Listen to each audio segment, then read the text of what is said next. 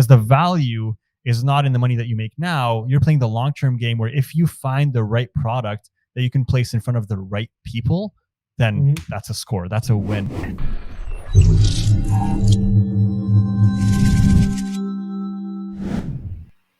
Hey there, soccer everybody. Welcome back for another amazing podcast. Today I have with me the great Abby, Mr. Ummahprenuer, someone who has achieved a lot, accomplished a lot, a successful entrepreneur, here to talk a little bit more about entrepreneurship and a little bit more about what he's doing and the great work that he's doing for the Muslim community. So Abby, without any further ado, a little introduction about yourself before we get going on with all the great questions about why entrepreneurship is the best and how people can make $1 million from entrepreneurship. Inshallah, man. Well, look, number one, Jazakallah khair for bringing me on this podcast. It's an absolute pleasure. And assalamu alaikum to yourself and to everyone that's listening. The first time we connected was actually on the Ummahprenuer podcast. So I'm going to give a quick shout out here. If no one here has heard my interview with Ahmed, please go and check it out with Ahmed Jawa. It was absolutely amazing. And in that first discussion together, honestly, like at that moment, I just want to say, like, I could tell just the amount of care that you put into the content that you put out to your audience, to bringing value and to just really helping uplift the Muslim community as a whole. And I just wanted to give you a quick shout out, man, before I dive into this. So truly, I appreciate you, brother. Thank you for having me. Appreciate it. So here, a little bit about yourself. I know I was on your website. I was checking out in regards to Ummahprenuer and the work that you do when it comes to mentorship, coaching, and I read one part, nurturing Muslim entrepreneurship. So what does that truly mean in regards to, like, what are you nurturing? What's Muslim entrepreneurship? Yeah, man, great question. So to give a bit of background, so because I know I didn't answer your first question, I apologize, but I'm the founder of Ummahprenuer. So at Ummahprenuer, we've been, alhamdulillah, operating for 3 years, and we are an organization that is truly focused, exactly as you said, on nurturing Muslim entrepreneurship.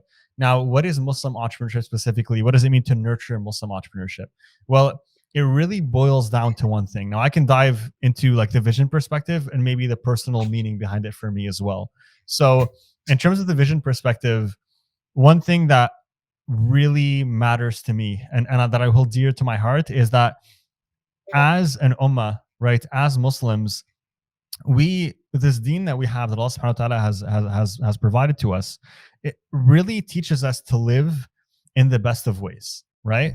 And what you'll notice is that not only does it teach us how to be excellent Muslims, but it also teaches us how to be excellent of character with each other as well, right? In terms of how do you operate as a person of excellent character. And it also teaches us, really interestingly, on top of Islam, worship, character, it also teaches us how do you actually go about transacting in business dealings? How do you go about actually being a business person and an entrepreneur? What can you deal with? What is halal and what is haram? And we have all of these teachings within Islam on how we can actually be entrepreneurs in a way that pleases Allah subhanahu wa ta'ala. And we realize that ultimately we want to follow in the footsteps of our Prophet sallallahu alaihi wasallam, right? Muhammad was the best of creation, alayhi salatu wasalam. And you look at the Prophet Muhammad sallallahu alaihi wasallam, he himself was a trader. So he was active in trading, right? He himself was a trader, and his wife Khadija radiallahu anha was an entrepreneur, right? And you look at this kind of beautiful legacy that we have through our Islamic traditions, and even through the religion that we have in terms of the teachings that we've been able to essentially to receive from Allah subhanahu wa ta'ala. And everything really points in one direction for me. What it points towards is that Allah essentially has provided us everything that we need to be entrepreneurs, right? We have the legacy, right? We have the example, which is the best of creation. We have the rules and regulations in regards to what we need to follow and how we need to be entrepreneurs and how we need to deal with buying and selling and all kinds of areas of business and entrepreneurship. And so for me, that's just a clear signal that if we have the tools, why not use them, right? Because you look at other, again, I'm like super passionate about this, so I can go on forever, but you look at, for example, other communities and just people in general, right? That are right now in kind of what we call the 9-to-5 lifestyle, right? And what you'll notice is that ultimately as Muslims, I will go as far as to say that it doesn't really fit in with being a great Muslim. And I'm not saying that you're not a great Muslim if you're a 9-to-5er. Please don't get me wrong. I'm saying that if you're trying to really excel in your deen and you're like, I want to have the freedom to go to Jummah on Fridays. I want to have the freedom to pray my prayers on time in a way where I have khushu and I'm not super rushed, to go back to work because I'm on a 15-minute break, and I don't want to do my wudu in a bathroom and in the workplace bathroom. You know what I mean? With all like the najis stuff everywhere, and I don't want to be limited to like being prevented from spending Eid with my family because I want to be there. That's the sunnah, is to spend it with your family and with your friends. And you have all these things that you want to do. What you'll notice is that ultimately the 9-to-5 life is not conducive to that. It won't give you the freedom that you need to live it. It won't give you the flexibility that you need. And it just won't really, not only that, it won't really give you the ability to look back at your life and say, you know what? My goal on this earth is ultimately to serve Allah subhanahu wa ta'ala and to leave behind me a trail of goodness, right? To leave behind me a path where wherever I have tread, I have been able to leave behind me a trail that benefits me in the akhirah. And when you are an entrepreneur, you are very much able to do those things, because when you build a business that positively impacts others, where you're helping others, and even when I say positively impact, like people think like, oh, I have to build, does that mean that I have to build like a nonprofit and help people in need? No. Like you could literally build, like if you own an online store and you sell t-shirts and someone wears your t-shirt and it's a halal product that you've sold in a halal manner and you've given them a good experience, you've been able to clothe that person for a day. And don't forget that Allah subhanahu wa ta'ala, in his mercy, every single thing that we do that ultimately brings goodness to someone else is counted as a hasana, right? And so you look at all of these signs that point us towards why entrepreneurship is so beneficial to us as Muslims. What are like not only the beneficial impacts we can get here within this life in terms of freedom, flexibility, but also in the akhirah, inshallah, in terms of the impact that we can make with our business. And all roads lead to one for me. And it's, man, as Muslims, we need to work harder at being entrepreneurs, man. We need to revive the spirit of entrepreneurship. Look at the Islamic golden age. We were like the leaders in that, and now we're falling behind. So I hope that that was a long-winded way to answer that question. No, I mean, I loved it. It answered a few other questions, but you talked about a few really key important points in regards to the aspect of 9 to 5, and also how the true way of living, in an Islamic way may not fit for the 9 to 5. And I totally agree with that. I think it's very important that we understand that the sunnah comes with trade, and also majority of society comes with trade. The 9 to 5 aspect kind of puts you in a slave mindset where you think you're gonna have to go through school, you're gonna have to go through getting a job, and then working that job and building up that corporate ladder, and then you can live on your life. But if you're within that corporate ladder, trust me, I know how it is. You're working 40 to 60 hours. Your brain is always churning about what is work and what is going on with work. It's not, and you can never separate yourself from that that work mentality, and that you have to deliver. You're accountable with somebody, then rather than being someone who owns their own business and focusing on building that business. But when you need to segregate yourself to do prayers or whatever you got to do, you can do it easily. So in line with that, I wanted to ask you, journey of an entrepreneur as a Muslim. Now, this may be a little bit different than someone who is a non-Muslim, because I kind of wrote down a few things. Like I was like, you get your idea, you determine if it's halal or not, you raise funds, and then you go through some hurdles of raising funds because you're a Muslim, so you face some racism, and then the rest after. But I'm going to let you kind of explain the entire journey, because you're the master here. And I think there's a lot of people can learn from that. Yeah, man. So I think for the journey for me is different because we come from different worlds, and that is the beauty of it. I know that you come from a world, the world of really like software, fintech, crypto, especially with your work with Marhaba DeFi. And so this is a world where you are very much focused on innovation, and you are creating startups that are really technology based, right? And when you're in that space, the journey is vastly different from what I have gone through personally and what I help my students go through at Ummahprenuer. And the reason is this: my journey personally into entrepreneurship wasn't a glamorous one. It's not this story that is going to be featured on a Netflix limited series. Like they're maybe inshallah, bro. Like they're doing now with the Spotify. I don't know if you guys are watching the Spotify series, but it's actually really good. But they made a series on like how the Spotify got founded. But anyway, it's not this glamorous like tech startup story where there's like, it was one person and then he assembled a team and he found an investor and like all of these things happen. It was like, hey, how does a kid in his mom's basement avoid going to college and getting a 9 to 5? And that really is that was like that was my main goal, is how can I like work on something that I actually loved and was passionate about. Growing up, I was never someone who saw myself within a certain career, and I always struggled. I struggled very much, and I didn't know what I wanted to do in life. I was in college and I changed like majors like 3 different times, and didn't end up finishing any of them. And I then just went straight to the workforce, worked for a technology company, eventually went into IT. And then when I was working within the IT department, on the side, I started like a little blog. Next thing you know, that blog has 3 million visitors a year. I end up selling it, and I'm like, oh, wow. I can make money online. This is cool. I didn't know this. Let me try again. Let me see what I can do now. And I then built a marketing agency, ended up selling that as well. Now built Ummahprenuer. And I'm giving you the long story short, but in terms of the journey and what that looks like, for me and what I teach my students is really how to become an entrepreneur in a way that where you don't need this crazy idea. You don't need investors to come and back you. You don't need to put together and pitch and wait for someone to bring you money. How can you be an entrepreneur through the skills that you already have, through the knowledge that you already have, so that you can go and build a business that gives you the freedom that you want, right? And so for me specifically, like the way that I had to figure that out is, well, what is it that actually interests me? And at the time, marketing was a topic that really interested me. I just was always really fascinated with how you could influence and persuade people to buy a product or, to buy a service. And I dove really deep and started learning about advertising and all the different advertising platforms, and eventually decided, well, let me see if I can actually build a business out of this. And I decided I'm going to reach out to local business owners and offer them my marketing services. I would reach out and say, hey, I can run advertising for your business. I'll charge you $1,000, $2,000 a month. And I'm confident I'll be able to bring you more revenue in terms of the clients that I bring in. And one client turned into two clients turned into 3. Next thing you know, I was making multiple 6 figures, alhamdulillah. And I was like, okay, this really works. And I tried it again. With multiple different businesses, with multiple different people as well, who would reach out to me and they're like, Abby, we see what you're doing in the online space, and I think it's really cool. Can you help me out? And then I'm like, okay, cool. Well, what are you good at? What do you love? And they're like, you know what? I'm actually really into everything in regards to mindset, and I'm really into everything in regards to self-development, and it's a topic that I'm super passionate about.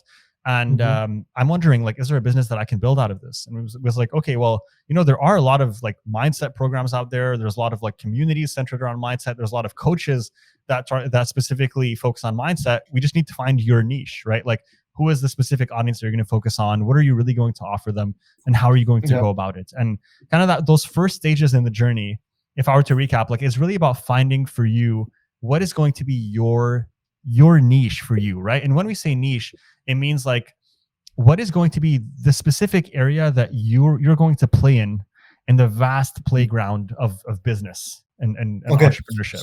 Yeah, go ahead. So to get this straight, so sorry I'm cutting you, but to get this straight, the first thing is learn to take action.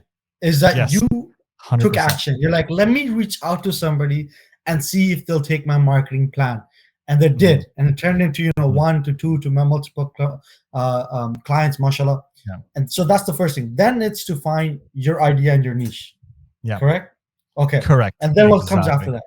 Yeah. So first step, of course, like, I love that you said that, man. It really was about having the willingness and the drive to even put in the work, because if you're not ready to put in the work, nothing else works, right? And it's kind of like that quote that you see online. It's very cliche, but it does make sense. It's nothing works unless you do, right? When you work on something, that's when it works out for you. So you got to put in the work for it to work out. So that's the first thing. Number 2, we talked about niching down. So the first step, a lot of people start, like, so many people reach out to me and they're like, Abby, how do I pitch to investors? And it's like, what's your business idea? I don't know. Okay, well, you're looking at things wrong. Okay, the first thing is like, number 1, like, what are you even building, right? Because people are really obsessed. And I'm not saying that, seeking funding is a bad thing. I think it's awesome. That's a really great way to scale your business rapidly. But a lot of people start with seeking funding as the first step. It's like, okay, I need to find investors, but it's like, why are people going to back you? Like, what is your idea? What kind of audience are you targeting? And what is this new problem or this new way that you're going to introduce of solving an existing problem? And I think that's step number 2. So step number 1 is finding a niche. Like, what is going to be the sector that you play in? Because if you try to sell everything to everyone, you'll end up selling nothing to no one, right? So you have to be very specific. Who am I really targeting? What do I want to sell them? And so number 2 in terms of what do I want to sell them, a good question you can ask, right? When we talk about picking niche, number two is how are you going to introduce a new way of solving an existing problem? Right? Mm-hmm. So finding a new way to solve an existing problem, because you don't want to be the same thing as everyone else out there. You don't just want to be another t-shirt company. You don't just want to be another mindset coach. You want to find a new way, a new framework, a new approach to doing things where people can go like, wow, this thing that you offer is unique. I've never heard of this way of going about it before. And it's not about, one thing I want to talk about this, that I want to highlight on this, is that it's not about, you don't need to revolutionize an industry. You don't need to create something that's never been done before. You just need to craft your own approach to how you're going to solve a certain problem, right? So even if it's something like an e-commerce store that we're talking about, and because people think, how do I apply this to products? Well, even if it's something like products, instead of being like, hey, I'm going to design another t-shirt company and sell t-shirts online, and hopefully that's going to make me a millionaire. It's not, to be honest with you. What you can do instead is think to yourself, well, okay, what's a concept that I can take within the clothing industry that I feel like has never been done before, or maybe that, that I can add a new twist on that targets a specific market and fulfills a specific need in that market, right? And that's why you'll see like specific companies like that come out to, maybe like, I think now there's a bunch of fashion companies that came out that will focus in on, like, let's say this clothing company will focus on, for example, all sizes that are large and more, and these are like the models that they'll have, right? These are the models that they'll have, and this is kind of like the products that they'll sell, because they know we're going to pick a specific audience, and they're going to say, hey, you guys have been ignored by all these other companies. We're going to create products that are just for you, that look amazing on your bodies, right? Now, that's cool. That's a new approach to an existing problem. So you want to figure that out. What is that going to be for you? Don't just copy someone else, but how are you going to integrate your own approach to doing things? That's step number two. Exactly. What's something really important. You just, while you're sitting here, you just brought up a good idea, and this is what it requires, is that you need to be an innovative thinker and sit down and think about the ideas, or think about niches that may already have some solutions, and how can you jump in there and find a niche within those solutions that still is met. But if you're finding a problem that's brand new and requires its own whole new solution, that's even even better. And what I used to do, so I used to be in an incubator, and what we used to do was we used to have this whiteboard, and we used to go on the whiteboard and just for 3 hours straight, like 3-4 of us would just start throwing ideas and just keep throwing them on there for like 3 hours straight. And then what we used to do is slowly start erasing one by one. And by the ending of it, because it's 4 brains now thinking about it logistically, financially, is this project feasible? Is this thing something that can happen? Is this problem a big enough problem for us to solve? And I mean, it doesn't require 4 brains. It could be just you in your room on a white paper and keep going at it. And by one, you can start crossing out. And you'll be left with 4 or 5 great, phenomenal things that you're passionate about, and is a good solution that you can maybe potentially look towards into, start researching more on, is there competitors? Is there competitive analysis that is required? How big is the target audience? How big is the market for this specific idea and stuff like that? 100%. Yeah, I love that you added that. So much value there. And really, once you have clarity on this, which is ultimately your business plan, right? It's like, what is the business plan? What audience are we targeting? What problem are we solving? What is your USP, right? It's like your unique selling proposition. Once you're clear on those things, people think that, oh, this is like traditional marketing stuff. We don't really need that. If I want to be a relationship coach, that doesn't apply to me. No, I promise you, it applies to you as well. People kind of don't realize that. And that's kind of what I work on with my students, is how can we take those tried and true proven business principles and apply them to an industry where everyone else isn't, which is going to allow you to get an edge and just, be the A player within that industry. Because again, it's not about getting funding. It's not about like even building a tech platform that requires a lot of upfront capital. Some of the entrepreneurs and all the students that come to me and that I work with personally are people like, stay-at-home moms, wives that want more freedom to spend more time with their kids. And they're like, I still want to bring in money. I want to have that independence, and I don't want to be limited to working a 9 to 5 and being away from my kids and my family the whole time. And it's like, okay, well, we don't need to build this giant tech startup. Like, what is it that you personally are passionate about? What are the skills that you personally have? And then how can we use those skills to build some type of coaching program, some type of offer, something that is unique to you, and then use those proven business principles to craft something, that is going to differentiate you from the competition, and that will allow you to really bring something new to the market that no one else is doing. And once we talked about that being the base, there's really only 2 steps left if we were to summarize it. Okay, the second phase, once the business plan is prepared, is going to be to beta test. And this is a step that a lot of people skip. A lot of people again think like, oh, what do you mean beta test? I thought this wasn't like a tech. I thought you were talking about tech. And people get surprised when I talk about this. It's like, no, it's really important to beta test, even when it's not a startup, a tech startup. Even when you want to build a coaching company, even when you want to build a product company, it doesn't matter. You have an idea. You crafted a business plan. Now it's time to go out there and see, how does the real world react, right? How does the market react, right? Can we get some real feedback? Can we get some real people to give us testimonials, some real people to say, you know what, I've used your product or service and I benefited and I think it's great. And a lot of people, the mistake they do is they have a business plan, then they're like, okay, I need 40K to like build this out. It's like, no, can you build something right now with your current resources to go and validate this business idea in the market, right? Because it's going to be much more appealing for investors when you come to them and say, hey, I've validated this business idea and there's clearly a need and here's why, than saying, hey, I drafted a paper. This is what I think I want to build. Give me $1 million. That's not going to work very well. So even if you don't need funding, and again, like I work in the coaching space, I work in like with agencies, service providers, marketers, all kinds of backgrounds. And it's like the way that we do the beta test is very simple. Before you build out your program, your coaching, all the things you want to do, go and find 3 clients, right, that are interested in what you have to offer or that have the problem that you're trying to solve, and offer to work with them for free and see what kind of results you get. Number 1, are they even interested in working with you for free? Number 2, do they get great results with you? And number 3, once they do get great results, what's their feedback? What are maybe the things that you can improve in your offer, and what are the things that maybe you should remove or that you should trim out? And this is going to give you the necessary information to say, okay, well, now I'm gathering some real-time feedback. Now I know really what I need to do to launch this business, which is the last phase that we'll talk about in a second. But I'll pause here if you want to add anything about the beta stage, because I know you have a lot of experience there too. Yeah, no, this is fantastic that you brought up, testing. A lot of people, what you believe or what you perceive to be highly valuable may not actually be super valuable, because not everybody has been through the same experiences or lifestyle as you have.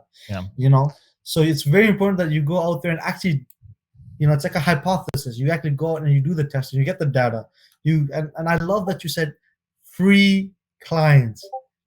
Because a lot of people don't understand this, that, oh no, why do I need to do anything for free? Or why do I need to spend time for free? No, you have to understand. This is one thing I really appreciate that the West does very well, is that from a very young age, they you have to put kids into volunteer because of volunteer hours. You have to be part of community programs and you have to volunteer for them.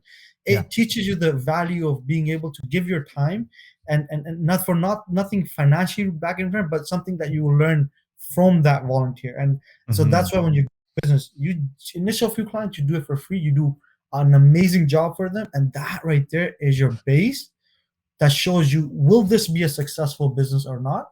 And if it is, well, you guess what? Now you have a base, you have a ground to stand upon. You can go to other people when you're ready to charge money. Hey, look, these are the other 3 people that I worked with, and they were able to achieve, 35% results or an increase of X $1 million or whatever it is, right?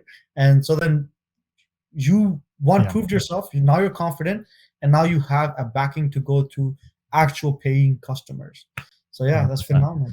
Yeah, man. And in regards to what you said, like that just reminds me of a very important concept that a lot of people don't realize in business, and a lot of people that are outside of the entrepreneurship space don't have this understanding, and that's completely fine, because when you're a startup entrepreneur, you are focused on making an income as quickly as possible. And that's natural. You're trying to quit your job, you're trying to get out of a bad situation. You're trying to get your business started up, right? But even with my students, I tell them, look, in the beta stage, like our goal is not to get any money, because any money that you make right now, it's not going to be worth it. Even if you charge someone like 10% of what you would normally charge them because they're a beta client, that money doesn't matter. Like what you're going to get in terms of feedback, in terms of potential testimonials, like that is worth their weight in gold, right? And I do want to say something, like this is just a quick little piece of advice for my more advanced entrepreneurs that are listening into this, if they want a few gems dropped.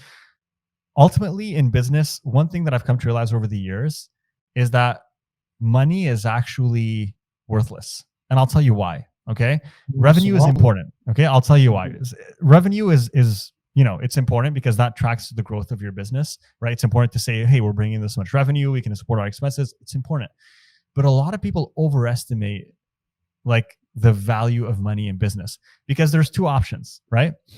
You can either work to amass as much money as you can with whatever resources you have and work always to see how can I make the most profit out of every customer, or what you can actually do, which I prefer, okay, that is really going to be the strategy to set you up to build $1 million and $1 billion business, is instead of going for the money and the income that you can squeeze out right now out of every single client, go for the eyeballs. Ultimately, the value of every single business that you see right now that is a $1 billion company, it is a $1 million company, it is valued based on the amount of attention that they have. So you look at a company like Facebook. Facebook is worth $1 billion, not because the platform itself and the tech and the algorithm within the platform is so good, although it is. They're valued at $1 billion because of the users that are on the platform, because of the eyeballs that are on the platform, right? Now, is Facebook paid to use or is it free to use? It's free. It's free, correct? Because they know if we offer this platform for free and we cover all the expenses when it comes to hosting the servers, hosting the files, doing all those things, we know that we're going to attract a large enough audience that now we have the eyeballs where we can work with advertisers and we can work with bigger companies, and that's where the money really is at. Yeah. And if you're a high-level entrepreneur and even someone that is starting up from scratch and you're building a coaching company, I want you to start thinking about the long-term game. It's not just about how much can I make right now out of every single client. It's how can I set up the right tools, systems in place where I'm growing my brand long-term and I'm really creating this kind of amazing fan following, people that love this brand, people that love to support this brand, people that want to be part of this community. And how can I continue to grow that over time and invest as much resources as possible over time right now, maybe even limit the amount of money that I'm making or spend it all towards growing this brand so that, 5 years down the line, 3 years down the line, I can release any product that I want and I have an audience of 100,000 people, 1 million people that are ready to buy because they've built a relationship of trust with this brand. Yep. Does that make sense? Yep. 100%. I'll kind of give you I'll quote you on a friend of mine who built a small audience, but very loyal and trust-based audience. And he's like, once you build that trust, and you have to be honest, you have to be genuine about it, and you build that brand with people will trust. Like when you tell them, hey, check out this product, or I've made this product, and I've used it, and this is what it is, or this is what I'm doing, they're very inclined to purchase it. So that just increased revenue like by a huge amount. It's for sure, it's attention market for sure. Like you have to get eyeballs, but it's also taking those eyeballs and converting them into genuine, loyal based customers or loyal based audience. And so, just attention. And for sure. And I want to add on that real quick, like in terms of what you said, like this is the key with when you have those eyeballs. What you need to know is you need to have a good understanding of how can I place the right product in front of the right people. And that's exactly why we're going to go back to step number 2. You need to go through the beta phase and you need to do it for free, because the value is not in the money that you make now. You're playing the long-term game where if you find the right product that you can place in front of the right people, then that's a score. That's a win. And I'll tell you this, about 90% of businesses in operation today think they found the right product for the right audience, and they haven't. And that's why they're still stuck at 5K a month, 10K a month, 6 figures, even 7 figures sometimes, and they can't scale any higher because they think they have the right product in front of the right audience, but they actually have an okay product in front of an okay audience. But once you have that grand slam product, you have the right product that strikes a nerve in the right audience. That's ultimately how you build million and $1 billion businesses. SubhanAllah. Now so now we got to the point, you taking the action, you got the idea, you know your audience, you're starting to sell. This is a little bit down the future, but I like talking about this because as a Muslim, I see this as an issue because alhamdulillah, I get the opportunity to sit with a lot of people who have successful entrepreneurial businesses who are Muslim and non-Muslim. The loss of identity in the process, the loss of morality, like the morals of Deen, once you hit a certain point or in the process of growing, and then they start being a little easier and lenient with things that should not be done. So I want you to talk a little bit about that, because you probably have seen many students who've been through that journey, and you're, what would you say to those people and in that regards?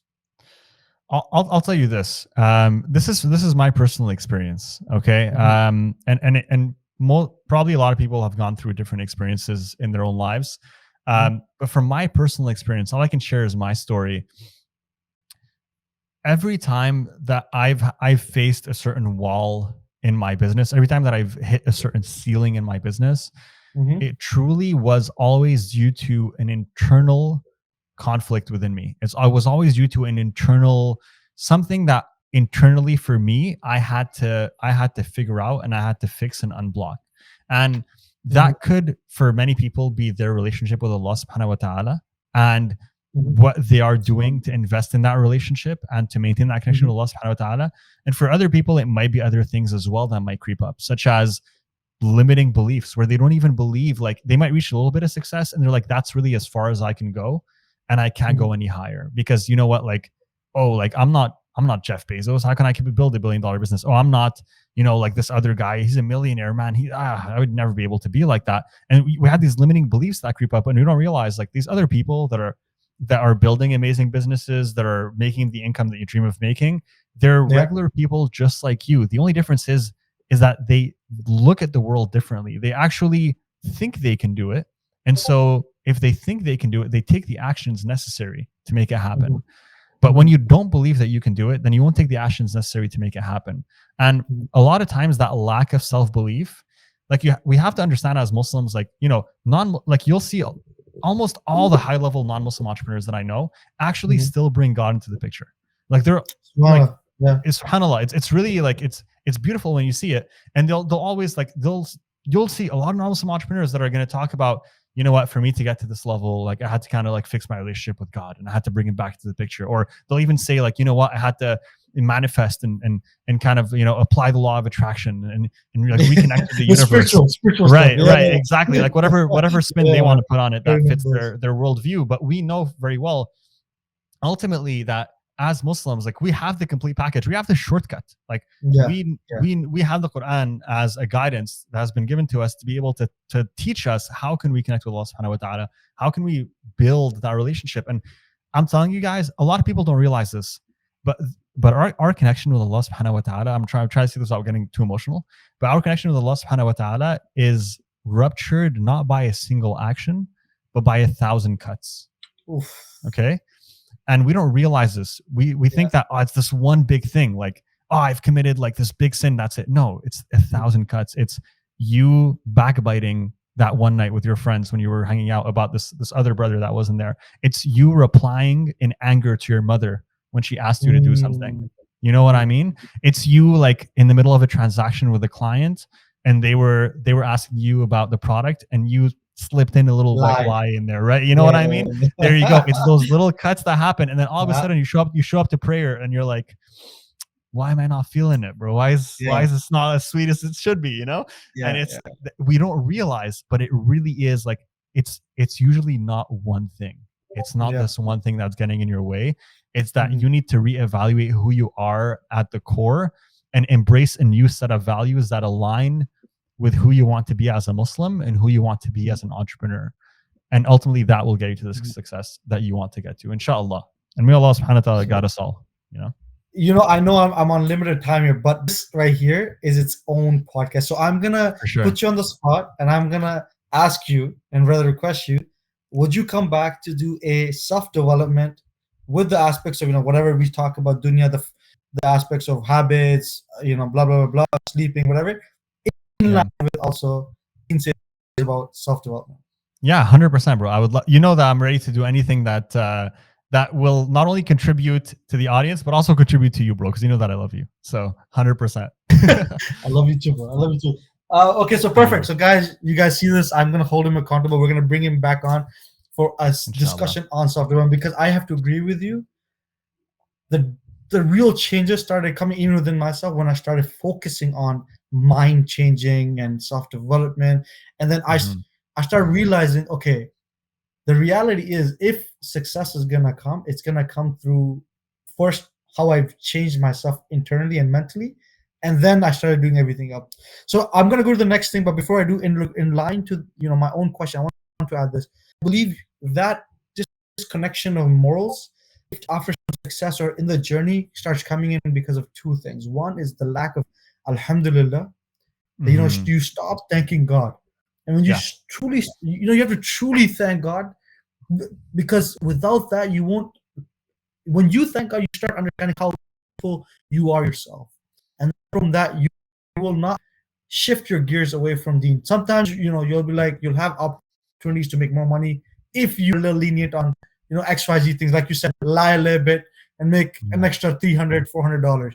You'll be like, no, it's not worth it, because alhamdulillah, Allah's blessed me. And the second thing is qadar, the concept that what's written for you and your own efforts will help achieve more. So when you say Allah, this is on you, I'm leaving this wrong for you, you give me more, alhamdulillah, and you keep moving on. So those things. But we're gonna have this whole thing in another podcast. I want to move on to a quick fire round. Let's do it. I want to ask you a few questions, and I want to get your quick reaction. So this round is, I'm gonna ask you quick questions, and all you have to do is answer very quickly. Okay? Whatever comes to your brain first. All right? Bismillah. Let's do it. A country you'd rather live in, and why? Ooh, right now, Portugal. And the reason why, it's actually a country that I'm considering, because they have entrepreneur visas, and I'm an entrepreneur, and I can work. I'm a kind of a digital nomad. I can work from a laptop, and they have a great quality of life. They're in Europe, so they're close to Turkey. They're close to all these beautiful Muslim countries, and they don't have winter, which I live in Canada, and we have winter 9 months out of the year, and it's absolutely depressing. So that's what I'm looking at right now. Yeah. Me and you got to meet up because we both are in Canada. Okay. Chicken or beef? I'm gonna say chicken, bro. A weakness, especially and specifically for fried chicken, bro. Like my wife knows, she gets annoyed. I gotta have my fried chicken once a week. It's important. Got it. Okay, shawarma or biryani? Ooh, biryani all day, bro. Yeah. All day. Okay. 100%. Okay, your favorite stock as of right now? Ooh, favorite stock. Really hard to tell right now, but I would say that I'm a big fan of Spotify, and just today, because I've been watching the documentary on it, and just the story behind it is really interesting and cool. So it's something that I'm monitoring. It's really cool. What would you say is the startup of the year? Ooh, that's a difficult question, man. Putting me on the spot. Startup of the year. Man. Is it fair? Is it fair if I say that, like, I know this is not what you want to hear, and I'm really sorry, bro. It's a bit corny, but is it fair to say that every single startup that we've helped start with our students, like, let me chill up. Startup of the decade. Startup of the decade. Okay. Yeah. Okay. I would say one that changed. Like, I would say one that definitely changed the game for me specifically, and this is one that marketers are going to be familiar with. I think non-marketers not as much, but it's actually a startup called Go High Level. Okay, so it's gohighlevel.com. It's actually a very small, like, SaaS startup, but they've essentially, instead of you having to build like funnels on one platform and like a website on another and like emails on another and like all kinds of things, like they've built like this all-in-one platform.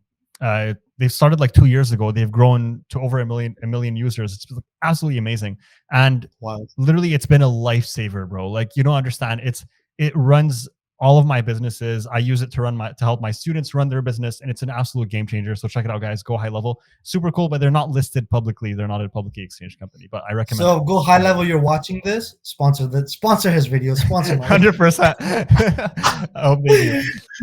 Okay. A quote that motivates you every single day. Ooh, okay. This is a good one. So the quote that motivates me every single day is one that I actually got from the 10x rule from Grant Cardone. So Grant Cardone has a book called the 10x rule. Every entrepreneur needs to listen to it. It should be obligated reading for every person that goes into business. And he says one thing that he repeats constantly throughout the book that I really like. And he says, success is your obligation, success is your duty, and success is your responsibility. And what he means by that is, we don't realize, but as individuals, as Muslims, as fathers, as mothers, we don't realize, but success really is our duty. To be successful, to be able to provide for our families, to provide for our communities, it is our responsibility to be successful as Muslims, so we can build the messages we want, build the community initiatives that we want, to be able to support the movements that we want. It is our obligation. right? We think that, oh man, you know, like I'm okay, like being in a 9 to 5 and kind of, you know, just coasting with my 50K a year salary. Like, no, this is not like what your kids are counting on you for. This is not what your spouse are counting on you for. This is not what your community is counting on you for. We're counting on you to go and pursue the highest level, your highest potential, to be able to bring that back and give back to the community. And not only do that, but also give back to yourself, to your family, and ultimately really make use of the talents that God, Allah subhanahu wa ta'ala, has given to you, because he will ask you on the day of judgment, what have you done with the knowledge that I've given to you? What have you done with the talent that I've given to you? And if you show up and you're like, yeah, you know what I did? I watched Netflix every evening. That's not going to be that's not going to be a very good answer. So let's hope that you have something better than that. So that quote like just resonates with me so much, man. Every day I think about it. That is a phenomenal quote.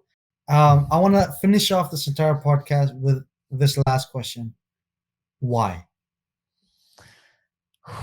Why? But in regards to what? That's a difficult one, bro. That's on you. In what context? Just ask the question. Why?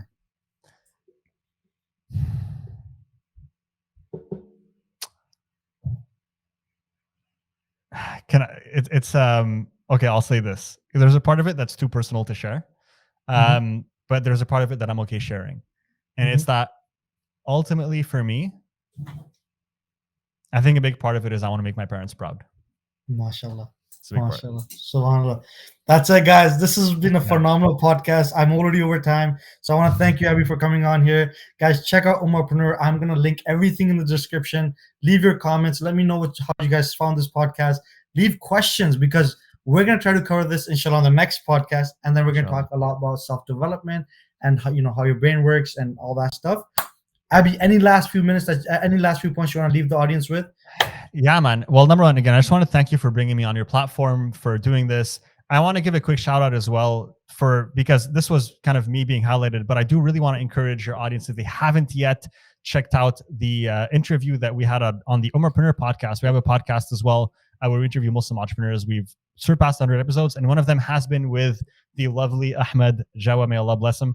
And he joined us on the podcast, and we had an amazing conversation about cryptocurrency, about halal DeFi, and it's been absolutely amazing. So if you guys haven't checked it out, I definitely recommend you look it up. Look up Ahmed Jawa Ummahprenuer and you'll find it. So that's my last words for you.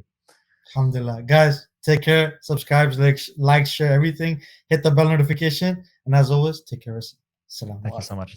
Subscribe, like, share, hit that bell icon for notifications. Follow me on TikTok and Instagram for more content. I'll be uploading more stuff in all of these social media websites. Thanks. Take care.